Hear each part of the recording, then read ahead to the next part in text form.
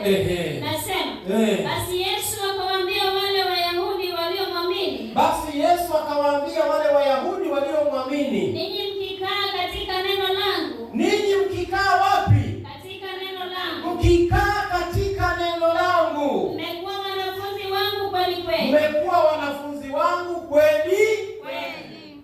Sasa mshirika akakaa kwa neno kweli kweli. Mpaka ukae kwa neno kweli kweli uwe mwanafunzi wa kweli. Na mwanafunzi wa kweli anashika na akiambiwa hii wacha anawacha.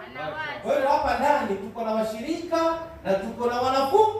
Hata hayo makanisa mengine kuna washirika na wanafunzi. Yesu akasema acha magugu na ngano zikae pamoja. Lakini siku ya mwisho yeye mwenyewe atafanya msako. Haleluya. Ninakuomba mwenzangu uliye mahali hapa kuwa mwanafunzi. Mwanafunzi ana kiu. Soma Mathayo 11 nafikiri. Tuone tena. 11:1-2.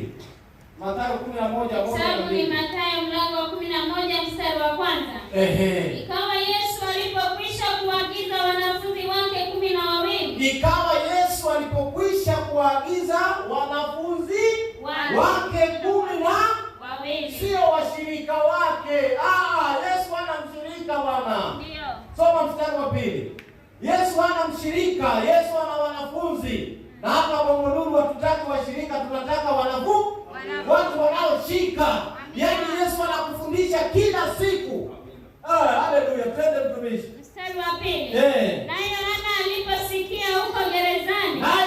aliposikia huko gerezani. Matendo yake Kristo. Alituma wanafunzi wake. Yohana kumbe naye alikuwa na wanafunzi.